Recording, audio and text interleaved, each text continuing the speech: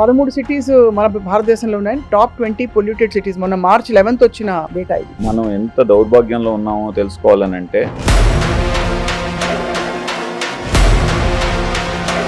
ఉదాహరణకండి, ఇప్పుడు మనకు ఒక వాటర్ కంటామినేటెడ్ గా కనబడింది. ఏం చేస్తాం? పడేసి RO వాటర్ తీసుకుంటాం. గాలిని ఏం చేయగలం? మనం బతకాలంటే ఖచ్చితంగా పీల్చాల్సిందే. అదే ప్రాణాలు తీస్తున్నది.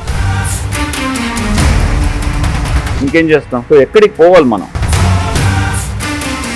ఎయిర్ పొల్యూషన్ అనేది మన ఎయిర్ వేస్ ని ఏ విధంగా అఫెక్ట్ చేస్తోంది, మనకి అంత చేటు చేయడానికి what happens when dust goes in. ప్రజలు జాగ్రత్తగా తెలుసుకోవాల్సింది ఏంటంటే, ఒక్కసారి COPD అటాక్ వచ్చిందంటే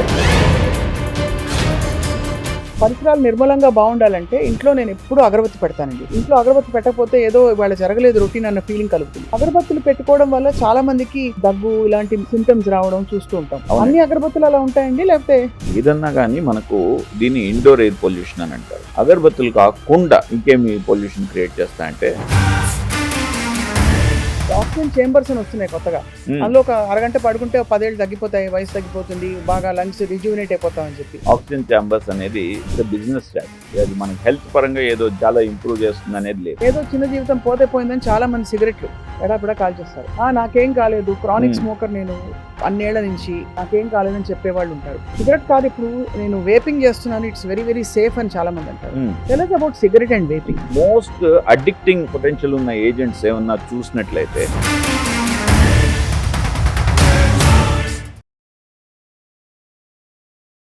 welcome to a healthy journey with Swapna.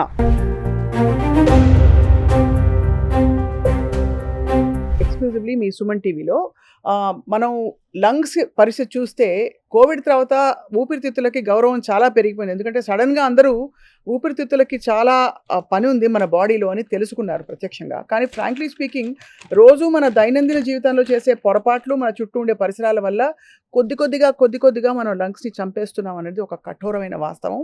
Just ఒక ఎగ్జాంపుల్ చెప్పాలంటే, భారతదేశంలో ఉండే అన్ని సిటీస్లో ప్రపంచవ్యాప్తంగా ఉండే మోస్ట్ పొల్యూటెడ్ 20 సిటీస్ జాబితాలో దాదాపు 13-14 మన దేశంలోనే ఉన్నాయట. అంత ఎయిర్ పొల్యూషన్ ఉంది. ఢిల్లీ సంగతి అయితే మాట్లాడాల్సిన అవసరం లేదు. ముంబై, ఢిల్లీ ఇంకా పెద్ద పెద్ద నగరాల్లో ఏం జరుగుతోంది, మనం మన లంగ్స్ని ఎలా కాపాడుకోవాలి. వీ హ్యావ్ విత్ అస్ ఒక రియలీ అమేజింగ్ ఎక్స్పర్ట్ ఈ విషయంలో. అంటే డాక్టర్ విజయ్ కుమార్ చెన్నంచెట్టి గురించి చెప్పాలంటే, ఆయన కేవలం ఒక సీనియర్ పల్మనాలజిస్ట్గా మాత్రమే కాకుండా ఒక చాలా స్పిరిచువల్ హ్యూమన్ బీయింగ్గా అండ్ ఆల్సో ఊపిరితిత్తుల పాత్రని ఆయన క్షుణ్ణంగా చాలా ఒక డిఫరెంట్ లెవెల్లో స్టడీ చేసి మన పరిసరాల గురించి ఎప్పుడు కన్సర్న్ ఎక్స్ప్రెస్ చేస్తూ ఉంటారు. He's here with us today from Apollo hospitals. Sir, doctor Vijay గారు, థ్యాంక్ యూ సో మచ్. నమస్కారం. గుడ్ మార్నింగ్ అండి. Very good morning sir. I right in saying 13 cities మన భారతదేశంలో ఉన్నాయి. Top 20 polluted cities. మొన్న మార్చ్ 11th వచ్చిన డేటా ఇది. ఆ డేటా చాలా ఎగ్జైటింగ్ డేటా అండి. ఎందుకంటే మనం ఎంత దౌర్భాగ్యంలో ఉన్నామో తెలుసుకోవాలనంటే, సో ఆ డేటా ఖచ్చితంగా ప్రతి ఒక్క సిటిజన్కి తెలియాల్సిన అవసరం ఉంది. సో టాప్ 20 సిటీస్ చూసుకున్నట్లయితే, ఒక లాహోరు, ఒక Dhaka from Pakistan and then Bangladesh తప్పితే మిగతా 18 సిటీస్ కూడా మన ఇండియాలో ఉండడం, ఎలా చెప్పాలి నాకు అర్థం కావట్లేదు. 18 cities 18 in top 20 belongs to India. So అంతటి దౌర్భాగ్యంలో ఉన్నాం. ఉదాహరణకండి, ఇప్పుడు మనకు ఒక వాటర్ కంటామినేటెడ్ గా కనబడింది. ఏం చేస్తాం? ఓకే, పడేసి RO వాటర్ తీసుకుంటాం. అంతేనా? అవును. సో ఫుడ్ కంటామినేట్ అయినట్టు అనిపించింది, ఏం చేస్తాం? జస్ట్ డిస్కార్డ్ చేసి ఇంకొక ఫుడ్ ప్యాకెట్ తీసుకుంటాం. గాలిని ఏం చేయగలం? అది కంటామినేట్ అయినా కానీ మనం పీల్చాల్సిందే. మనం బతకాలంటే ఖచ్చితంగా పీల్చాల్సిందే. కాకపోతే ఆ బతకడానికి పీల్చుకున్న గాలి అదే ప్రాణాలు తీస్తున్నది. ఇంకేం చేస్తాం? రైట్. సో ఎక్కడికి పోవాలి మనం? ఎక్కడికి పోయే పరిస్థితి లేదు. ఇండియా వదిలి వెళ్ళిపోదామా? ఆ పని లేదు. మనం తప్పకుండా ప్రపంచంలో చాలా సిటీస్ అండి, ఒకప్పుడు ఒక 20 years బ్యాక్ సిటీస్ కొన్ని, న్యూయార్క్ అవ్వచ్చు, శాన్ ఫ్రాన్సిస్కో అవ్వచ్చు, చైనాలో ఫేమస్ మోడల్ బీజింగ్ మోడల్, ఇవన్నీ కూడా ఒకప్పుడు టాప్ పొల్యూటెడ్ సిటీస్ గా ఉన్నాయి. వాటిని రీప్లేస్ చేస్తూ మన ఇండియా ముందుకు వచ్చింది. అది ఏదో మన గిన్నెస్ రికార్డ్ వచ్చినట్టు కాదు కదా. సో కాబట్టి ఇది హెల్త్ రిలేటెడ్ ఇంపాక్ట్స్ చాలా చేస్తున్నాయి. కాబట్టి దీనివల్ల చాలా మంది చనిపోతున్నారు. కాబట్టి మనం ఇమ్మీడియట్ గా గవర్నమెంట్ ఇప్పుడన్నా సరే మేల్కొని, ఈ టాప్ సిటీస్ ఇంతకుముందు ఎప్పుడు పొల్యూటెడ్గా ఉన్నాయి, అవి ఇప్పుడు ఎలా క్లీన్ ఎయిర్ చేస్తున్నాయి, మంచి సిటీస్గా ఎలా మారాయి అనేది గమనించుకొని మనం ఆ పద్ధతులన్నీ పాటించి మన ఇండియాను కూడా స్వచ్ఛ భారత్ లాగా మనం పీల్చడానికి స్వచ్ఛమైన గాలిని అందించాలని గవర్నమెంట్ కోరుతున్నానండి. సార్ యాక్చువల్లీ ఫస్ట్ అసలు ఎక్స్టెంట్ ఆఫ్ ద ప్రాబ్లం మాట్లాడదాం. నేను ఎక్కడో చదివాను 10 నిమిషాలు ముంబైలో గాలి పీలిస్తే ఒక సిగరెట్ తాగినంత చేటు చేస్తుందని చెప్పి. అంటే ఒక అడ్వాంటేజ్ ముంబైకి ఒకటి ఉందండి, ఎందుకంటే కోస్టల్ ఏరియా కదా. అవును. సో అంత డెన్స్ పొల్యూషన్ ఉండదు, కొద్దిగా తక్కువ ఉంటుంది. రైట్. కానీ మనం ఢిల్లీ చూసుకోవాలి. Right. ఢిల్లీ చూస్తే ఆల్మోస్ట్ ఆన్ అన్ యావరేజ్, అంటే నువ్వు ఒక బిల్డింగ్ లో జస్ట్ బయటకు వెళ్లకుండా గమ్మునున్నా గానీ ఢిల్లీ గాలి పీల్చుతున్నట్లయితే యావరేజ్ గా 12 సిగరెట్స్ పర్ డే తాగినట్టు. అండ్ బయట మాస్కులు లేకుండా పొల్యూషన్ లో రోజు, అంటే ఇప్పుడు ఎగ్జాంపుల్ ఢిల్లీలో ఒక ట్రాఫిక్ కానిస్టేబుల్ ఒక 8 గంటలు పనిచేస్తున్నాడు, ఆయనకి ఏ హ్యాబిట్ లేదు. అయినప్పటికీ కూడా ఆ ట్రాఫిక్ పొల్యూషన్ లో ఒక మాస్క్ లేకుండా ఉన్నట్లయితే it equals to more than 2 to 3 packets of cigarette per day he smoking. ఎంత దారుణమైన పరిస్థితి. Per day 2 to 3 packets of cigarette చేటా సార్. దానికి ఏంటి కొలమానం ఎలా తెలుసుకుని ఉండొచ్చు మనం అలాగా? అంటే ఎయిర్వేస్ గ్రాడ్యువల్ గా డిటీరియరేట్ అవుతున్న సిమ్టమ్స్ కనిపిస్తాయి మనకి. అంటే ఇనిషియల్ గా ఎప్పుడు కూడా అండి ఏ డిసీజ్ లో కూడా మనకు మేజర్ సిమ్టమ్స్ కనబడవు. అది ఒక లెవెల్ ఆఫ్ ఎఫెక్ట్. అంటే ఎగ్జాంపుల్ లంగ్ ఫంక్షన్ మనకు 100% ఉండాలి. ఆ 100% కాస్త ఏ 70% 65% తగ్గేంత వరకు కూడా మేజర్ సిమ్టమ్స్ ఉండదు. సో అది మనం పల్మనరీ ఫంక్షన్ టెస్ట్ చేసి చూసుకుంటే మనకు అప్పుడు తెలుస్తుంది అనమాట, అంటే ఎంత ఇంపాక్ట్ వచ్చిందని. ఎంతమంది చేసుకుంటున్నారు పల్మనరీ ఫంక్షన్ టెస్ట్? చేయట్లేదు. రెగ్యులర్ స్క్రీనింగ్ ప్రోటోకాల్స్ లేవు. Cancer screening, lung cancer screening ఇండియాలో 0. అంటే మనకి దాకా రాదనుకుంటారు. ఏదో స్మోకర్స్ కి అది ఏదో నా పేరు ముఖేష్ సినిమాలు ముందు చూపిస్తారు, ఖైనీ గుట్కా అవన్నీ, అవి చేయని వాళ్ళకి రాదనుకుంటారు సార్ చాలా మంది. అలా అనుకుంటారు కానీ బట్ ఫ్యాక్ట్ చెప్తానండి, కరెక్ట్ గా ఈ నెల రోజుల్లో 2 కేసులు. ఒక అబ్బాయి ఏ హ్యాబిట్ లేని అబ్బాయి 22 years, he presented to us with lung cancer. దగ్గినప్పుడు రక్తం వస్తున్నది. ఆ రక్తం వస్తున్నది ఎందుకు అనేసి ఎక్స్రేలు ఇవన్నీ చేసి చూసుకుంటే, సిటీ స్కాన్ చేసుకొని బ్రాంకోస్కోపీ బయాప్సీ చేస్తే అది అడినోకార్సినోమా లంగ్ అని వచ్చింది. 2 నిన్న ఈరోజు డిశ్చార్జ్ చేస్తున్నాను ఆ పేషెంట్ని. Around 35 years, young fellow, married, చిన్న పిల్లలు ఉన్నారు 2. సో ఏ హ్యాబిట్ లేదు. అగైన్ లేని వాడికి కాఫ్ అనేసి వచ్చింది. ఆ కాఫ్లో ఎందుకు వచ్చిందనేసి ఎక్స్రే సిటీ స్కాన్ అవన్నీ జాగ్రత్తగా చేసి చూసుకుంటే it turn to be again adenocarcinoma lung. Adenocarcinoma lung ఇవన్నీ కూడా ఒకప్పుడు, అంటే మేము చదువుకునే రోజుల్లో వే బ్యాక్ ఇన్ 1998. సో ఆ టైంలో ఏంటంటే ఎవరికి వస్తుంది అని మేము గమనించినట్లయితే ఏ గుట్కా వేసుకునే వాళ్ళు, ఈ tobacco consumption, cigarettes, bidi, khaini ఇటువంటి వాళ్ళకు వచ్చేది. కానీ ఈరోజు కామన్ మ్యాన్ లో చూస్తున్నాం incidence of lung cancer has become very very significant health problem just because of air pollution. Just because of air pollution. ఇంతెందుకండి స్వప్న గారు, ఒక్క మాట చెప్తాను నేను. ఒక 1000 మంది చనిపోతున్నారు అనుకోండి, దీనిలో ఎయిర్ పొల్యూషన్ వల్ల ఎంతమంది చనిపోతున్నారని అనుకోవచ్చు మీరు. ఉతారు ఎగ్జాంపుల్ అంటే మనకి తెలిసి ఒక 5-10 అనుకుంటాం కదా. సో ఇండియన్ స్టాటిస్టిక్స్ ప్రకారం, నేను వేరే ఎక్కడ తీసుకురాలా, ఇండియన్ డేటా ప్రకారం అప్రాక్సిమేట్ గా 1000 మంది చనిపోతుంటే 250 మంది 250 members are dying because of air pollution, either direct or indirect effect of air pollution. 250 మంది 1000 మందిలో అంటే 1/4. అండ్ ఒక యాన్యువల్ డేటా చూసినట్లయితే అప్రాక్సిమేట్ గా 1.5 million people are dying just because of air pollution. ఎంత దారుణమైన పరిస్థితి. ఇప్పుడు కన్నా గవర్నమెంట్స్ మేల్కోవాలి, పబ్లిక్ సొసైటీస్, ఎన్జిఓస్ ఇవన్నీ మేల్కొని మనం we have to look at the international గా మనం మోడల్స్ ఉన్నాయి. ఓకే, చాలా స్ట్రాటజిక్ గా ఎగ్జిక్యూట్ చేసిన model, one of the successful model okay is Beijing model అంటారు. బీజింగ్ మోడల్లో ఏం చేస్తున్నారంటే 3 stage గా అన్నమాట. అంటే దేనిన్నా మార్పు తీసుకోవాలంటే ఎక్కడో చోట మనం కదలాల్సిందే. రైట్. సో అటువంటి ప్రయత్నం మనం ఈ రోజు చేస్తున్నాం. నాకు చాలా గర్వంగా ఉంది. సార్ ఒకటి చెప్పండి, అంటే ఫస్ట్ అసలు ఇండివిజువల్ లెవెల్లో అండర్స్టాండ్ చేసుకోవడానికి ఈ ఎయిర్ పొల్యూషన్ అనేది మన ఎయిర్ వేస్ ని ఏ విధంగా అఫెక్ట్ చేస్తోంది, మనకి అంత చేటు చేయడానికి what happens when dust goes in? Dust లో మనకు మనం పీల్చే గాలిలో అండి అంబియంట్ ఎయిర్ అంటారు. దీనిలో మనకు ఆక్సిజన్, కార్బన్ డైఆక్సైడ్, నైట్రోజన్ ఉంటాయి. ఇవి కాకుండా ఎయిర్ పొల్యూషన్ ఎలా కొలుస్తాము, ఎయిర్ క్వాలిటీ ఇండెక్స్ అని అంటారు. దీనిలో 5 ఉంటాయన్నమాట. ఒకటి PM 2.5 లెవెల్స్, PM 10 లెవెల్స్ అని అంటారు. అంటే పార్టికులేట్ మెటీరియల్ అని అంటారు, మ్యాటర్ అంటారు. తర్వాత carbon dioxide, nitrogen related carbon monoxide, nitrogen related nitrogen dioxide, nitric oxide, ఇటువంటివి నైట్రోజన్ రిలేటెడ్ కాంపౌండ్స్. తర్వాత వోలటైల్ ఆర్గానిక్ కాంపౌండ్స్ అంటారు. తర్వాత సల్ఫర్ రిలేటెడ్ కాంపౌండ్స్ అంటారు. ఇప్పుడు జస్ట్ కామన్ మ్యాన్కి అర్థం చేసుకోవాలంటే ఒక యాసిడ్ మనకు చేతిలోనో ఎక్కడో పడింది, ఒక చుక్క ఏమవుతుంది, కాలుతుంది. యాసిడ్ లో ఏముంటుంది, ఏదో సల్ఫర్ కానీ హైడ్రోక్లోరిక్ యాసిడ్ అని మనకు కామన్ గా తెలిసిన యాసిడ్స్. సో అదే కాంపౌండ్స్ మనం గాల్లో తీసుకొని లంగ్స్ పడేస్తే ఏమవుతుంది, లంగ్స్ బర్న్అవుట్ అవుతాయి. అది కాకపోతే ఏంటంటే మెల్లిమెల్లిగా ఇట్స్ స్లో పాయిజన్ కాబట్టి వెంటనే మనకు తెలీదు. మెల్లిగా అంటే కాన్స్టెంట్గా నాకేముంది అనేసి విచ్చలవిడిగా గాల్లో మనం ఎయిర్ పొల్యూషన్కి ఎక్స్పోజ్ అవుతా అంటే ఒక 10 years టైంలో ఏమవుతుందంటే లంగ్స్లో అంతా కూడా అలర్జీ రిలేటెడ్, ఇనీషియల్గా అయితే అలర్జీ, ఆస్తమా ఇటువంటివి వస్తుంటాయి. అది క్రానిక్ ఎక్స్పోజర్ వల్ల ఏమవుతుందంటే సిఓపిడిగా మారుతుంది. సిఓపిడి అనేది ఎలా ఉంటుందంటే obstructive pulmonary disease. Fantastic, right, chronic obstructive pulmonary disease. దీంతో వచ్చిన చేట ఏంటంటే మాటికి లంగ్ అటాక్లు జరుగుతుంటాయి. మనం హార్ట్ అటాక్ విన్నాం కదా, అలాగా లంగ్ అటాక్స్ అని ఉంటాయి అన్నమాట. లంగ్ అటాక్ ఏంటంటే ఆ గాలి పీల్చే గొట్టాలు ఏవైతే ఉంటాయో అవి కుంచుకుపోతాయి, బ్రాంకోస్పాజం అంటారు. వీటికి మనం యాంటీబయాటిక్లు, స్టీరాయిడ్లు వాడి మళ్ళీ రివర్స్ చేయాల్సి వస్తుంది. పఫ్ కొట్టుకుంటాం, సో ఇన్హేలర్స్ వాడతాం.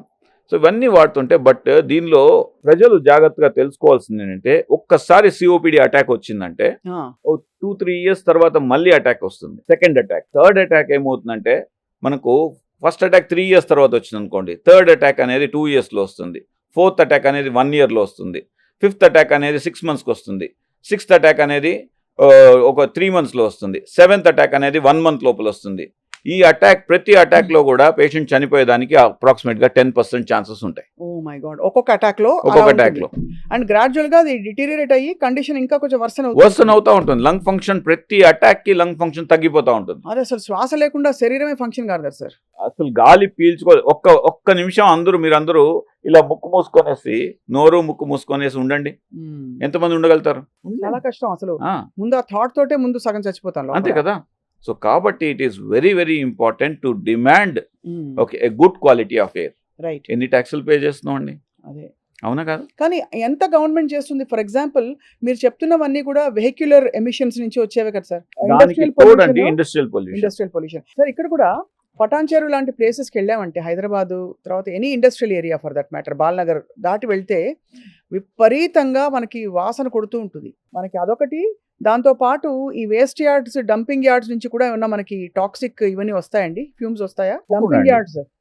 డంపింగ్ యార్డ్స్ ఒకటి, తర్వాత మనకు ఇండస్ట్రియల్ పొల్యూషన్ ఒకటి, vehicular pollution.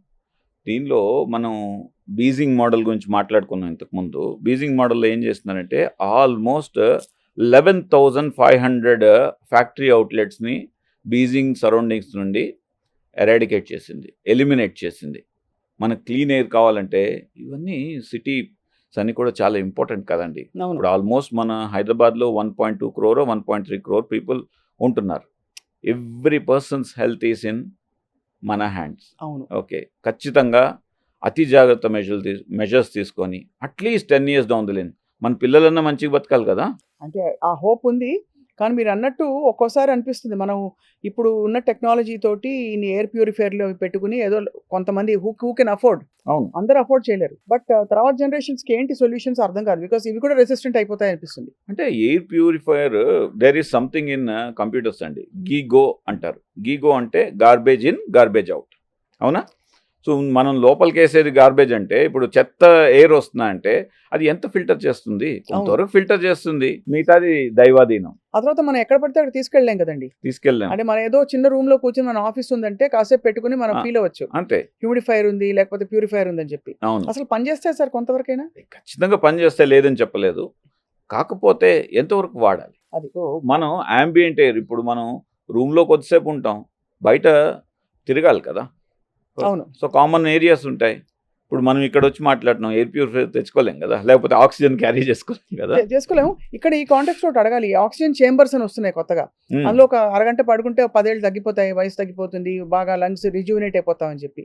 Does it work? To be honest, oxygen chambers అనేది ఇట్స్ ఎ బిజినెస్ స్ట్రాటజీ అండి. అంతేనా? అంతేకాని అది మనకు హెల్త్ పరంగా ఏదో చాలా ఇంప్రూవ్ చేస్తుంది అనేది లేదు. లేదు. రైట్. అండ్ ఇన్ఫ్యాక్ట్ మన పీల్చే ఎయిర్లో అట్మాస్ఫియర్లో 21% ఆక్సిజన్ ఉంటుంది.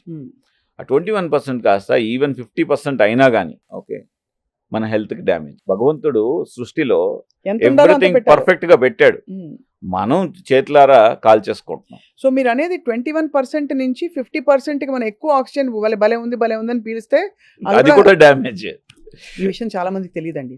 ఎక్కువ ఆక్సిజన్ కోసం ట్రై చేస్తే ఇది నోట్ అంటే చేసుకోవాలి. ఇది క్లినికల్గా ఎలా చెప్తామంటే ఇప్పుడు పేషెంట్ మాకు సివియర్ న్యూమోనియాతోనో సివియర్ కోవిడ్తోనో అడ్మిట్ అవుతాడు. సో వీళ్ళకి మన చాలా ట్రయల్స్ జరిగాయి. ఒక బ్రిటిష్ ట్రయల్ జరిగింది. వీళ్ళకి కొంతమందికి ఏం చేసిన అంటే 100% ఆక్సిజన్ ఉండేట్టుగా చూసుకున్నారు. మనం పల్స్ ఆక్సిమీటర్లో సాచురేషన్ ఉంటుంది కదా, అది 100 ఉండేట్టుగా చెక్ చేసుకున్నారు. కొంతమందికి 94 పెట్టుకున్నారు టార్గెట్. ఎవరు హెల్తీగా బయట రికవర్ అయింటారు చెప్పండి? 94 ఉన్న వాళ్ళే రికవర్ అయింటారు. 94 వాళ్ళు రికవర్. నేను అంటే దొరికిపోతాను కాబట్టి నేను 194 అన్నాను. చెప్పండి సార్. అదే 100 అనేది కరెక్ట్ కాదు. అంటే న్యాచురల్గా 100 వచ్చిందంటే వేరే విషయం. మనం సప్లిమెంట్ చేసి ఎక్కువ ఆక్సిజన్ ఇచ్చి 100 మెయింటైన్ చేయడం కూడా కరెక్ట్ కాదు. ఓహో. సో ఇది చాలా everything is in modest work చేస్తుంది. Everything in extremes it causes damage. That's a very valuable point, sir. I've heard that insurance, premium also in some of these cities is very high. ఎందుకంటే అక్కడ ఎలాగో చచ్చిపోతారని వాళ్ళకి ముందే తెలుసు. చాలా మందికి తెలియని పాయింట్ మీరు చెప్పారండి. అప్రాక్సిమేట్గా మనం మెట్రోస్లో ఉంటున్నాం అంటే నాన్ మెట్రోకి మెట్రోస్కి ఈ ఇన్సూరెన్స్ కంపెనీస్ అప్రాక్సిమేట్గా 12 to 15% ఎక్కువ ఛార్జెస్ ప్రీమియం కలెక్ట్ చేస్తున్నాయి. ఎందుకంటే ద హిడెన్ రీజన్ ఈస్ ఇది పొల్యూటెడ్ సిటీస్, వీళ్ళకి ఎక్కువ ఛాన్సెస్ హెల్త్ రిలేటెడ్ ఇష్యూస్ వచ్చే అవకాశం ఉంది. Lung problems, heart problems, including brain problems, so strokes ఇవి వచ్చే అవకాశం ఉంది అనేసి ఇన్సూరెన్స్ కంపెనీస్ తెలుసుకొని మీరు సేమ్ థింగ్ మీరు మీ అడ్రస్ వేరే 2 tier సిటీ అంటే సంథింగ్ వరంగల్లో తిరుపతినో ఇచ్చినారనుకోండి, ఇమ్మీడియట్గా 10% మీ ప్రీమియం తగ్గిపోద్ది. అది సో అంటే దాన్ని బట్టి అర్థమవుతుంది అందరికీ తెలిసిన ఒక కఠోరమైన చేదు వాస్తవం. అయితే డాక్టర్ విజయ్ కుమార్ గారు, అఫ్ కోర్స్ ఇవన్నీ బయట ఉండే పరిస్థితులు, కొంతవరకు ప్రభుత్వాలు సంస్థలు ఒక గ్రూప్ లెవెల్లో చొరవ తీసుకుని జరగాల్సిన మార్పులు అవి జరుగుతాయని ఆశిస్తూనే ఇంటి పరిసరాల గురించి మాట్లాడదాం. ఇళ్లలో బిగ్గెస్ట్ అలర్జెన్స్ ఏమిటి? మనకి allergy causing things. For example పావురాలు ఉంటే శాంతిక పోతాలు వచ్చాయి, కిటికీలో కూర్చుంటే లవ్ బర్డ్స్ వచ్చాయి, మన ఇంట్లో ప్రేమ పెరుగుతుంది. ఇది ఎవరో చెప్పారు, పుస్తకాలు చదివాను అనుకుంటారు. What do actually pigeons do to us అండి? సో మోర్ ఇంపార్టెంట్ అండి. ఏమవుతుందంటే మన ఇండియాలో చాలామందికి ఈ ఎండాకాలం వచ్చింది, పక్షులకు నీళ్ళు లేవు, అది మంచి ఉద్దేశం లేదని చెప్పలేదు. పక్షులకి దాహం కోసం నీళ్లు పెట్టాలి లేకపోతే ఏమన్నా వేయాలంటే ఇంటి చుట్టూ వేసుకోవద్దండి. ఇంటి చుట్టూ వేసుకోవడం వల్ల మనకు మేజర్ ప్రాబ్లం ఏంటంటే ఈ పక్షుల నుండి ఆ ఫెదర్స్లో ఫంగస్ ఉంటాయి. అవి ఎక్స్క్రీటా ఏదైతే షిట్ ఎక్స్క్రీట్ చేస్తాయో దానిలో కూడా ఫంగస్ ఉంటుంది. ఆ ఫంగస్ వల్ల ఏమవుతుందంటే ఇంట్లో 10 మంది ఉన్నారనుకోండి, ఎగ్జాంపుల్ చెప్తున్నాను, అందరికీ ఏం కాకపోవచ్చు, ఒకరి లంగ్స్ ఏదో సెన్సిటివ్గా ఉంటాయి, వాళ్ళకి ఏమవుతుందంటే హైపర్ సెన్సిటివ్ న్యూమోనైటిస్ అని డెవలప్ అవుతుంది. ఈ హైపర్ సెన్సిటివ్ న్యూమోనైటిస్ మనకు ఎర్లీ డిటెక్ట్ అంటే అక్యూట్ క్రానిక్ అంటారు. ఎర్లీగా చిన్న దగ్గు ఉంటుంది, అలా దగ్గుతూ ఉంటారు అంతే, అంటే ఒక 10 నిమిషాలకు ఒకసారి దగ్గుతూ అంటారు. అవును, అంత తప్పితే ఏముండదు. నాకు అప్పుడప్పుడు గొంతు సవరించుకుంటుంటాను, ఎక్కువ మాట్లాడి అనుకుంటాను అంటాం కదా. అది డేంజరా? అది డేంజర్ అంటే అది ఎందువల్ల వస్తుందో చూసుకోవాలి. ఈ పక్షులు ఉన్న వాళ్ళకి మాత్రం అలా దగ్గు వస్తున్నదంటే వాళ్ళు స్టేజ్ 1 హైపర్ సెన్సిటివ్ న్యూమోనైటిస్లో ఉన్నారు అనేసి అర్థం. దాన్ని కరెక్ట్గా ఎవాల్యుయేట్ చేసుకొని కరెక్ట్గా డయాగ్నోస్ చేసుకున్నట్లయితే పూర్తిగా మనం ట్రీట్ చేసుకోవచ్చు. అందులో కూడా 50% ట్రీట్మెంట్ ఏంటంటే ఆ పీజియన్స్కి దూరం పెట్టడం. వాళ్ళు జన్మలో ఎప్పుడు కూడా పీజియన్స్ దగ్గరికి పోకపోవడం, అది చాలా చాలా ఇంపార్టెంట్. ఒకవేళ డిసీజ్ ముదిరిందంటే అది ప్రోగ్రెసివ్ ఫైబ్రోసిస్లోకి వెళ్ళిపోయి క్రానిక్ హైపర్ సెన్సిటివ్ న్యూమోనైటిస్ అంటారు. దాని అక్కడ నుండి ఏమవుతుందంటే వాళ్ళకి ట్రాన్స్ప్లాంట్ చేయాల్సి రావడము, లేకపోతే వాళ్ళ ప్రాణాలు కోల్పోవడము, ఇలాంటివి కూడా జరుగుతూ ఉంటాయి. సో కాబట్టి మనం పీజియన్స్ని ప్రేమతో చూడడం నేను కాదని చెప్పట్లేదు, కానీ వాటిని ఇంటి చుట్టూ ఉండడం లేకపోతే మనం దాన్ని ఫీడ్ చేయడం ఇంటి పరిసరాల్లో అనేది మంచి పద్ధతి కాదు. ఎక్కడో వేయండి, మీరు ఎక్కడో ఎంప్టీ స్పేస్ ఉంటుంది కదా, గ్రౌండ్లో పెట్టండి. ఏదో చెట్టు బయట ఎక్కడో ఉంటుంది, చెట్టు కింద ఎన్నో పెట్టేస్తారండి. అంతేకాని ఇంట్లో మాత్రం దయచేసి పెట్టుకోవద్దండి. ఇంకొక చాలా కీలకమైనది, పరిసరాలు నిర్మలంగా బాగుండాలంటే ఇంట్లో నేను ఎప్పుడూ అగరబత్తి పెడతానండి. నాకు అది ఇంట్లో అగరబత్తి పెట్టకపోతే ఏదో ఇవాళ జరగలేదు రొటీన్ అన్న ఫీలింగ్ కలుగుతుంది. అవును. అలా అగరబత్తులు పెట్టుకోవడం వల్ల చాలా మందికి దగ్గు ఇలాంటి సిమ్టమ్స్ రావడం చూస్తూ ఉంటాం. అవునండి. అన్ని అగరబత్తులు అలా ఉంటాయండి లేకపోతే? ఏదన్నా కానీ మనకు దీన్ని ఇండోర్ ఎయిర్ పొల్యూషన్ అని అంటారు. ఓహో, అది కూడా ఇండోర్ ఎయిర్ pollution. పొల్యూషన్కి one of the important cause ఇండియాలో ఈ అగరబత్తులు. అగరబత్తులు కాకుండా ఇంకేమి పొల్యూషన్ క్రియేట్ చేస్తాయంటే మనం మస్కిటో రిపల్లెంట్స్ వాడతాం. So whether in the form of mat కానీ లేకపోతే కాయిల్స్ కానీ వాట్ ఎవర్ ఇట్ ఈస్, ఆ మస్కిటో రిపల్లెంట్స్ ఒకటి. తర్వాత మన కార్పెట్స్లో ఉన్న ధూము, తర్వాత క్రాస్ వెంటిలేషన్ లేకుండా అన్ని కిటికీలు అన్నీ బంద్ చేసి పెట్టుకుంటారు ఈరోజు. అది పెద్ద ఫ్యాషన్ అనమాట. కంప్లీట్ సెంట్రలైజ్డ్ ఏసీ ఉండాలి ఇంట్లో కూడా, అది కూడా ఒక కారణం. సో ఇవన్నీ కూడా మనం ఏం చేస్తాయంటే మన ఇంట్లో సర్క్యులేటింగ్ ఎయిర్లో PM 2.5 levels, PM 10 particulate material అనేది పెంచేస్తుంది. ఎప్పుడైతే ఆ టాక్సిక్ కాంపౌండ్స్ మనం ఇన్హేల్ చేస్తామో, ఇంతకుముందు చెప్పాను కదండి, ఒక డ్రాప్ ఆఫ్ యాసిడ్ మనం చేతి మీద వేసుకుంటే కాలుతుంది. అలానే ఈ టాక్సిక్ కాంపౌండ్స్ అనేది లంగ్స్ని బర్న్ చేస్తూ ఉంటుంది అనమాట. ఒక సిగ్నిఫికెంట్గా లంగ్ ఫంక్షన్ డ్రాప్ అయ్యేంత వరకు కూడా ఎవ్వరికి తెలియదు ఈ డ్యామేజ్. సడన్గా వండే దగ్గు, ఆయాసంతో వస్తారు. ఏంది అని చూస్తే ఇది ఉదాహరణకు one of the important professionals consider చేసుకోవాల్సింది. ఏ ప్రొఫెషనల్స్ అంటే మన పూజారులు ఎంతో భక్తితో, నిష్టతో, ఫాస్టింగ్తో మన కోసం ఎన్నో హోమాలు చేస్తుంటారు. వీళ్ళకి లంగ్స్ ఆన్ అన్ యావరేజ్ అంటే నా అండర్స్టాండింగ్లో మిగతా వాళ్ళ కన్నా కూడా ఓ 15 years కన్నా ముందే డ్యామేజ్. అంటే వాళ్ళ ఏజ్ 45 ఉన్నింది అనుకోండి, వాళ్ళ లంగ్ ఏజ్ చెక్ చేసినామంటే 65 or 70 ఉంటుంది. అంత డ్యామేజ్ వస్తుంది. వీళ్ళు కూడా అతి జాగ్రత్తగా, హోమం చేస్తున్నారు, నేను కాదని చెప్పలేదు. హోమం చేసినప్పుడు మీ లంగ్స్ సెన్సిటివ్గా ఉన్నాయని అంటే దగ్గు లేకపోతే ఆయాసం ఇటువంటివైనా వస్తున్నట్లయితే అవాయిడ్ చేయండి. సో చిన్న సైజ్ హోమాలు చేయడం. So amount of exposure also place a very very important. Duration of exposure place equally important. So రోజు హోమాలు చేస్తున్నా అనుకోండి, 45కే 80 years లంగ్ అయిపోతాయి. అది మీరు చాలా స్పిరిచువల్ బెంట్ ఆఫ్ మైండ్, నాకు తెలుసు. మీరు ఎంత మీరు హోమాలు పూజలు కూడా ఎంత చేస్తారో. మీరు ఈ మాట అంటున్నారంటే యాజ్ ఎ డాక్టర్ ఇది ఎంత సీరియస్ సమస్య అర్థమవుతుంది. అంటే this is what I need to speak is evidence based medicine. Okay, నాకు భక్తి ఉంది అని అంటే మీరు అందరూ హోమాలు చేసుకొని పూజలు చేసుకొని అనేసి పల్మనాలజిస్ట్ మనం చెప్పకూడదు కదా. అదే అంటే ఎవరికి పడదో వాళ్ళు చూసుకోవాలి. పడదంటే ఇన్వేరియబుల్లీ ఎవ్రీవన్ ఈస్ అఫెక్టెడ్ అండి. There is no doubt. కొందరికి ఎక్కువ అఫెక్ట్ అవుతుంది, కొందరు తక్కువ అఫెక్ట్ అవుతుంది. అఫెక్ట్ కానటువంటి వాళ్ళు లేరు. అది ఇంట్లో సాంబ్రాన్ పుల్ల పెట్టి ఓకే ఆ గాలిని మనం పీల్చుతుంటే definitely it is going to decrease at least 1 to 2 years of your life.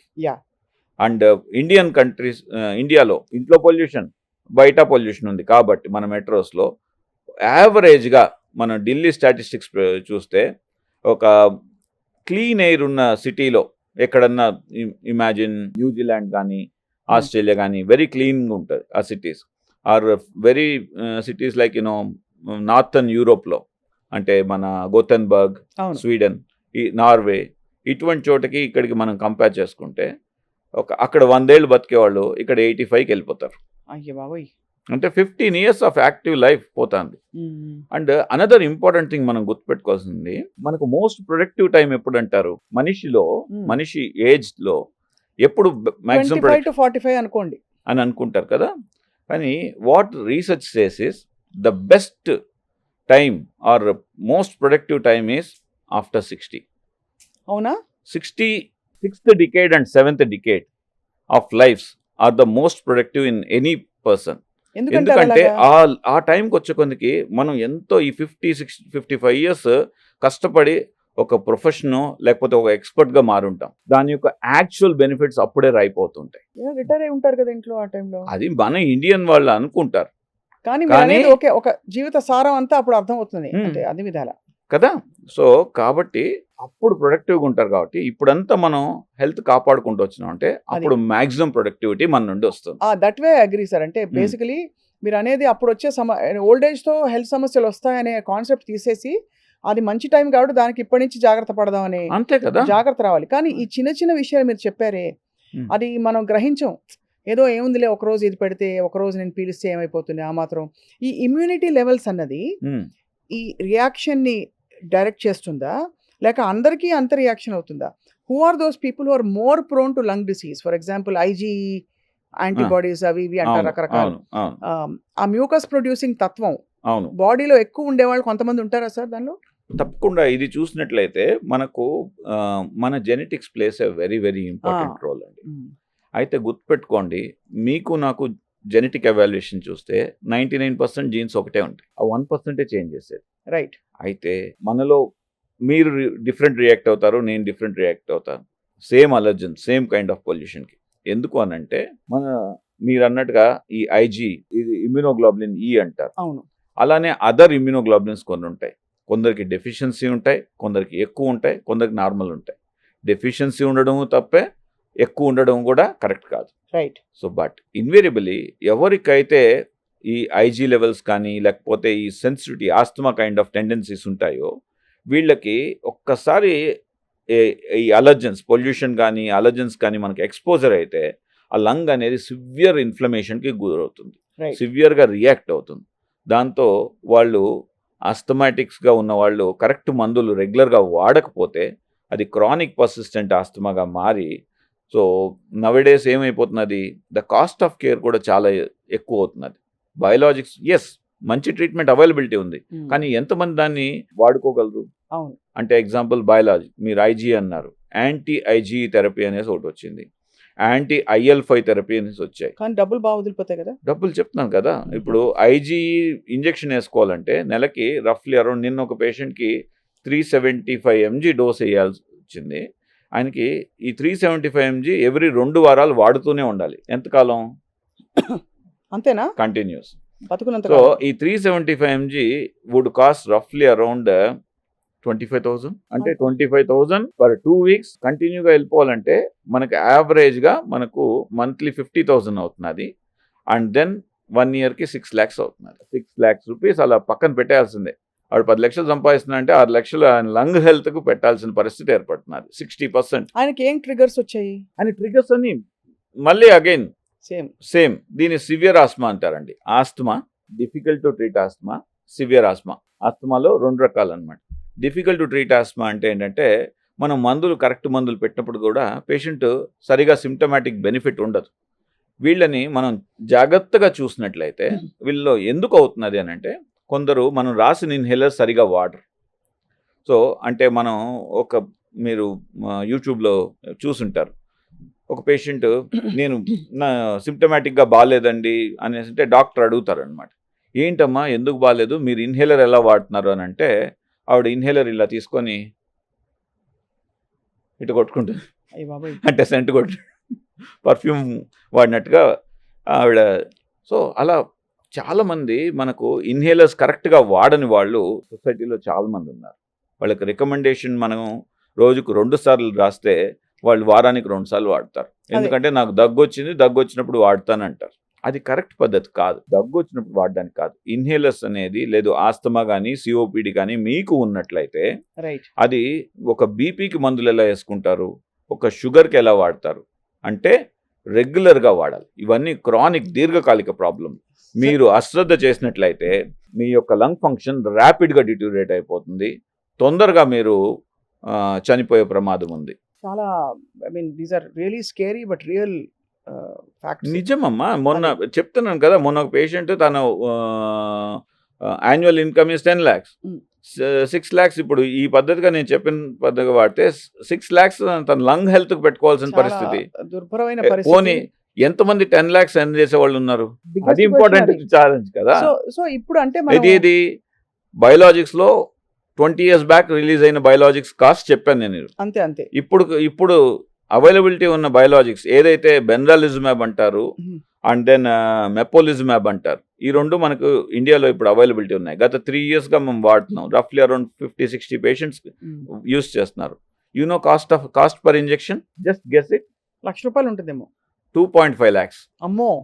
ఒక ఇంజెక్షన్ 2.5 lakhs. ఇదేంటి, ఫస్ట్ 3 months నెల నెల ఇవ్వాలి, బట్ దాని తర్వాత నెల వదిలేసి నెల లైఫ్ లాంగ్ ఇస్తూ ఉండాలి. గుడ్ థింగ్ ఏంటంటే ఎవరైతే అఫోర్డ్ చేసుకోగలుగుతారో these are the one of the best injection. అంటే వాడు అది చాలా చిన్న పాపులేషన్ కాబట్టి మనం ఎక్కువ మంది మధ్యతరగతి వ్యక్తులతో గురించి మాట్లాడుతున్నాం, quality of life, quality of air గురించి మాట్లాడుతున్నాం కాబట్టి డాక్టర్ విజయ్ ఒక క్వశ్చన్ ఫ్రాంక్గా, ప్లీజ్.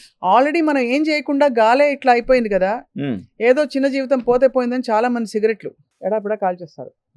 నాకేం కాలేదు, క్రానిక్ స్మోకర్ నేను అన్నేళ్ల నుంచి, నాకేం కాలేదని చెప్పేవాళ్ళు ఉంటారు. సిగరెట్ కాదు, ఇప్పుడు నేను వేపింగ్ చేస్తున్నాను, ఇట్స్ వెరీ వెరీ సేఫ్ అని చాలా మంది అంటారు. Tell us about cigarette and vaping. Smoking ఎలా ఉంటుందంటే అండి, మన ఫస్ట్ ఆఫ్ ఆల్ చిన్నతనంలో మ్యాక్సిమం టీనేజ్ టైంలో స్టార్ట్ అవుతున్నది చాలా మందికి. ఒక పక్క అబ్బాయిలు, ఇంకో పక్క అమ్మాయిలు. ఎవరికైతే టీనేజ్లో స్టార్ట్ అవుతున్నదో వాళ్ళ అడిక్షన్ రేట్స్ చాలా చాలా ఎక్కువ ఉన్నాయి.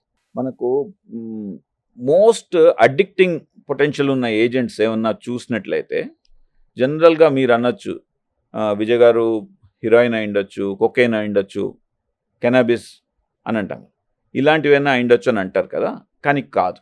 Nicotine most addicting agent is sugar. షుగరా? నేను ఇంకా నికోటిన్ అనుకున్నా.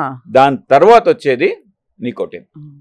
సో ఈ రెండు అనేది బాడీకి ఎంత డ్యామేజ్ చేస్తాయంటే షుగర్ కూడా ఈక్వల్గా డ్యామేజ్ చేస్తుంది, and nicotine is one of the most dangerous component. Addictive substance, most addictive substance and most dangerous. Nicotine అనేది ఏం చేస్తారంటే ఒక 5 years ముందు వరకు నికోటిన్ గమ్స్ ఉన్నాయి కదా, ఇవి వాడేసేయండి సిగరెట్ మానేదానికి అనేది ప్రిస్క్రైబ్ చేసేవాళ్ళం. అఫ్ కోర్స్ ఇప్పుడు కూడా ప్రిస్క్రైబ్ చేస్తున్నాం, కానీ ఒక 5-6 ఏళ్ల ముందు ఒక మంచి నేచర్ జర్నల్లో ఒక పేపర్ పబ్లిష్ అయ్యింది. నికోటిన్ అనేది కూడా ఇట్ కెన్ కాజ్ క్యాన్సర్.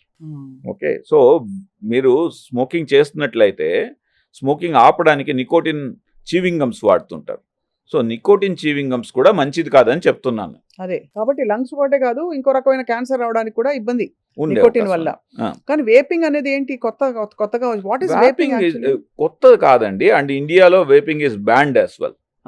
కానీ చాలా మంది, ఐ డోంట్ హ్యావ్ డేటా ఎంతమంది అనేది, బట్ అది చాలా మంది ఈ teenage or young professionals around 20-30 yearsలో వేపింగ్కి చాలా అడిక్ట్ అయిపోతున్నారు. వేపింగ్ వల్ల ఈరోజు సైంటిఫిక్ డేటాలో గూగుల్లో కానీ పబ్మెడ్ అని ఉంటుంది అనమాట, మన రీసెర్చ్ గురించి ఏం ఆర్టికల్స్ పబ్లిష్ అయినాయని చెక్ చేస్తే దెర్ ఆర్ 1000 రిపోర్ట్స్ మనకు వేపింగ్ వల్ల లంగ్ డ్యామేజ్ అయింది, వేపింగ్ వల్ల లంగ్ పేషెంట్ న్యూమోనియా వచ్చింది, వేపింగ్ వల్ల పేషెంట్ సివియర్ న్యూమోనియా వచ్చి చనిపోవడం జరిగింది. అలాంటి రిపోర్ట్స్ మనకు ఒక 1000 పబ్లికేషన్స్ వస్తాయి. 1000 is not a small number in terms of publications. అంటే ఎగ్జాంపుల్, టీబీ గురించి ఒక 100 పబ్లికేషన్స్ ఉన్నాయనుకోండి, కమ్యూనిటీలో ఏమవుతుందంటే 1,00,000 మంది ఉంటారు. బర్డన్ 100 మనకు పబ్లిష్ అయితే దాని బర్డన్ అనేది ఆల్మోస్ట్ దానికి 100-fold ఉంటుంది. అలా ఉంది పరిస్థితి. మరి అయితే సిగరెట్ అంటే ఇంజూరీస్ టు హెల్త్ అని రాస్తున్నారు ప్యాకెట్ల మీద, సినిమాలో షాట్ వస్తే కూడా ఒక టైంలో అది మగతనానికి నిదర్శనం. ఇప్పుడు అన్ఫార్చునేట్లీ ఆడవాళ్ళు, లేడీస్ ఎక్కువ స్మోక్ చేస్తున్నారు, మీరు చూసుంటారు చాలా సార్ మీ కేసెస్. నాకు నిజంగా చెప్పాలని అంటే డీ అడిక్షన్కి క్లయింట్స్ వస్తుంటారు.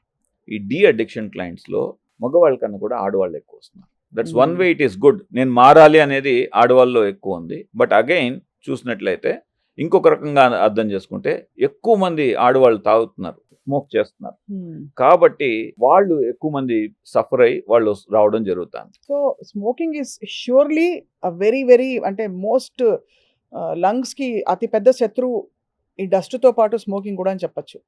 మనం అనుకుంటాం కానీ లంగ్స్ అనేది తనిగా, హార్ట్ తనిగా, లేకపోతే కిడ్నీ తనిగా అనుకుంటాం. ప్రజలందరూ అర్థం చేసుకోవాల్సింది ఏంటంటే ఒక్క చోట ఇన్ఫెక్షన్ వచ్చింది అంటే, ఎగ్జాంపుల్ మన వేలు కాలింది, కంట్లో నుండి నీళ్ళు వస్తే రావా? అలానే లంగ్స్ పుండు పడితే బికాస్ ఆఫ్ స్మోకింగ్ కానీ పొల్యూషన్ కానీ మొత్తం బాడీ అంతా కూడా సిస్టమిక్ ఇన్ఫ్లమేషన్ స్టార్ట్ అవుతుంది. అండ్ మీరు వినే ఉంటారు సిఆర్పి, డైమర్ ఇవన్నీ చేసుకుంటా ఉన్నాం మన కోవిడ్ టైంలో. ఈ సిఆర్పిలు చెక్ చేస్తే చాలా ఎక్కువ ఉంటాయి వీళ్ళకి ఇన్ఫ్లమేషన్ వల్ల. అండ్ లంగ్ ఒక్కటే అఫెక్ట్ అవుతున్నది అని అనుకోవద్దండి.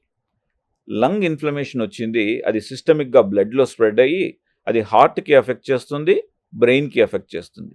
హార్ట్కి ఎఫెక్ట్ చేస్తే అరిథ్మియాస్ అంటారు, అంటే హార్ట్ ఒక స్మూత్గా కొట్టుకునే హార్ట్ కాస్త పిచ్చి పిచ్చిగా కొట్టుకుంటుంది. దాన్ని ఏట్రియల్ ఫిబ్రిలేషన్ అని అంటారు, ఏట్రియల్ ఫ్లట్టర్ అంటారు, ఒక్కొక్కసారి వెంట్రికులర్ టెకికార్డియస్ అని అంటారు. వెంట్రికులర్ టెకికార్డియస్, వెంట్రికులర్ ఫిబ్రిలేషన్ వచ్చిందని అంటే 1 నిమిషం 2 నిమిషాల్లో పేషెంట్ చనిపోయే ప్రమాదం ఉంటుంది. అలానే ఇదే స్మోకింగ్ వల్ల లంగ్స్ ఎఫెక్ట్ అయ్యి ఆ వచ్చిన ఇన్ఫ్లమేషన్ వల్ల బ్రెయిన్లో బ్లడ్ క్లాట్స్ అయ్యి స్ట్రోక్ వచ్చే అవకాశం ఉంటుంది. యంగ్ పర్సన్స్ స్ట్రోక్ కన్నా ముందు TIA అంటారు, ట్రాన్షియంట్ ఇస్కిమిక్ అటాక్. అంటే అరే బాబు మొత్తం స్ట్రోక్ ఇవ్వట్లేదు, కొంచెం స్ట్రోక్ ఇచ్చి మళ్ళీ రికవర్ చేస్తున్నా అనేసి భగవంతుడు ఒక వార్నింగ్ సిగ్నల్ అనమాట. ఇవి చాలా ఎక్కువ అయిపోయినాయి కమ్యూనిటీలో, చాలా చూస్తున్నాం. ఇంతకుముందు ఏదో 6 నెలలకో 4 నెలలకో కేసు చూస్తున్నట్లయితే ఇప్పుడు కనీసం నా న్యూరాలజీ కొలీగ్స్ అడిగినా అంటే వాళ్ళు కనీసం వారంలో 2-3 కేసులు చూసే పరిస్థితి ఏర్పడింది. అంటే ఎంత సివియర్ ఇన్ఫ్లమేషన్ కాజ్ చేస్తున్నది ఒక స్మోకింగ్ వల్ల, ఒక ఎయిర్ పొల్యూషన్ వల్ల మీరు అందరూ అర్థం చేసుకొని మీ లంగ్స్ని మీరు కాపాడుకోకపోతే వేరే ఎవ్వరూ కాపాడలేరు. బాబోయ్! అసలు లంగ్స్‌కి మన పరిసరాలు మొదలుకొని అంటే మీరు అన్నట్టు గాలి నుంచి ఎస్కేప్ కాలేము. నీళ్లు మారుస్తాం, తిండి మారుస్తాం, ఇంకేదైనా అలర్జెన్స్ ఉంటే కష్టతరమైన పరిస్థితి ఉంటే మారుస్తాం. వేరే గ్రహం చూసుకోవడానికి పాపం సునీత విలియమ్స్ గారు వెళ్ళి అలా వచ్చారు, తిరిగి వచ్చారు. ఆవిడ వచ్చారు. ఆ, ఇప్పుడు మనకి వేరే గత్యంతరం ఉండేలా కనిపించట్లేదు. క్లీన్ ఎయిర్ కోసం ఏం చేస్తాం, ఎక్కడ పరిగెడతాం తెలియదు. బట్ డాక్టర్ విజయ్ కుమార్ గారు, మన ఇండివిజువల్ లెవెల్లో finally I want to ask you, what are 2 or 3 things we can do to keep our lungs healthy and clean? First important and most important అండి, ఓకే, మన లంగ్ హెల్త్ మంచిగా ఉండాలి, మన health overall health మంచిగా ఉండాలంటే most important thing is మనందరికీ తెలిసింది but మనందరం చెయ్యంది ఈజ్ ప్రాణాయామం. లంగ్స్ని మనం కాపాడుకోవాలంటే డైలీ మీరు 24 అవర్స్లో ఒక 10 మినిట్స్ మీకోసం పెట్టుకోలేరా? ఒక్క 10 మినిట్స్ మీరు వెచ్చించి ప్రాణాయామ, అనులోమ్ విలోమ్, కపాలభాతి, భస్రిక, కానీ ఇవి పొల్యూటెడ్ ఎయిర్లో ఉండి మనం ప్రాణాయామం చేస్తే ఏం లాభం ఉంది సార్? అట్లీస్ట్ స్ట్రెంత్ పెరుగుతుంది కదా, అంటే లంగ్ కెపాసిటీ పెరుగుతుంది. లంగ్ కెపాసిటీ రైట్ పెరుగుతుంది, రైట్ రైట్. ఒకటి. 2, మనకు లంగ్స్ కి మెయిన్ మజిల్ వచ్చి డయాఫ్రమ్ ఉంటుందండి. ఈ డయాఫ్రమ్ అనేది స్ట్రెంగ్తన్ అవుతుంది. ఒకవేళ రేపు పొద్దున్న న్యూమోనియా వచ్చినా కానీ ఈ డయాఫ్రమ్ స్ట్రెంగ్త్ ఉన్న వాళ్ళు రికవరీ తొందరగా అయిపోతారు. అంతే, అర్థమైంది. ఇప్పుడు అదే మనం అనుకున్నట్టుగా పొల్యూషన్ ని మనం మార్చలేకపోతున్నాం. మన మీ లెవెల్లో చేతిలో లేదు, మన చేతిలో లేదు. correct. మన చేతిలో మనం ఏం చేసుకోవాలి? ఒకటి, ప్రాణాయామ. మనకు ఎంత డ్యామేజ్ జరిగిన బాడీలో ఏం హీల్ చేస్తుందని అంటారు, చెప్పగలరా మీరు? నిద్ర. అది. So that is the most important thing.